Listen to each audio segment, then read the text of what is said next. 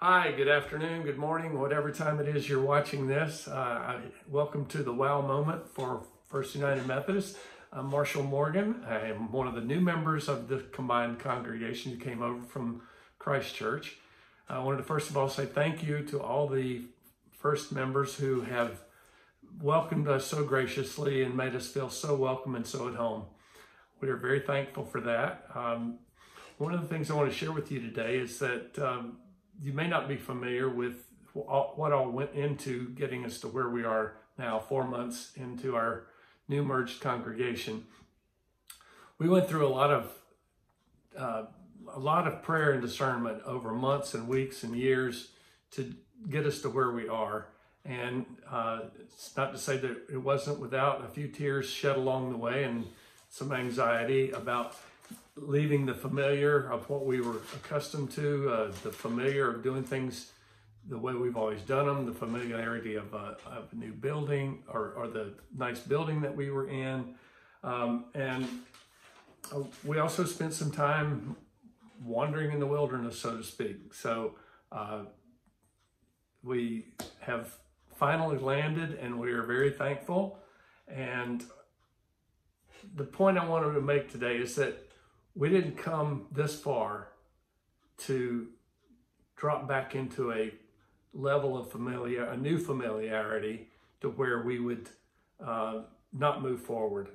We feel that God has led us to this point to get us to a bigger, bolder vision of what our combined congregations can do together. In the book of Proverbs, it says, where there is no vision, the people perish. So I wanted to share with you one of my fears when we first started thinking about merging with First Church. I was thinking, what I don't want to see happen is that we fall back into the same familiar patterns that we've always done, doing what we've always done and getting what we've always gotten, and then be 10 years down the road and suddenly we're right back where we were when we left Christ Church. Instead, I want us to see a bigger vision of what we can do as a combined congregation, where we can pool our resources financially and our human resources to do something great, do something really fantastic that God's calling us to do. We may not know what that is yet, but we're going to figure it out.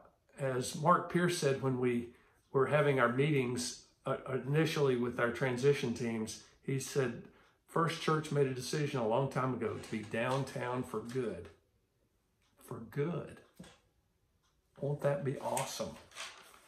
And so, as Willa said in her sermon a few weeks ago, we've had our holy ground moment, that coming together that we had, that experience that we had of God's presence with us.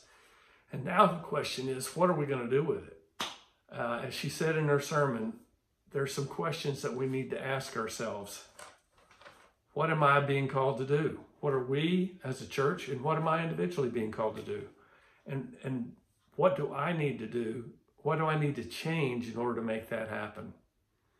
In order to grow spiritually, personally, or as a congregation as a whole, it's going to require getting out of our comfort zones. And we got to be willing to say yes to that bigger vision. It's going to be great. But we can let our fears trap us into doing the same things that we've always done. Or we can have faith that God's going to do something greater than we can possibly imagine. So great, beyond our comprehension. So, as we seek God's will, as we move forward as a combined congregation, I encourage you to pray. Pray for our vision team. Pray for each other, that we can be open to change, that we can be open to a new vision of what God's calling us to be for this church, for our community, for people of all races, of all kinds, of all economic groups. Who can we be? Who is God calling us to be for a greater purpose?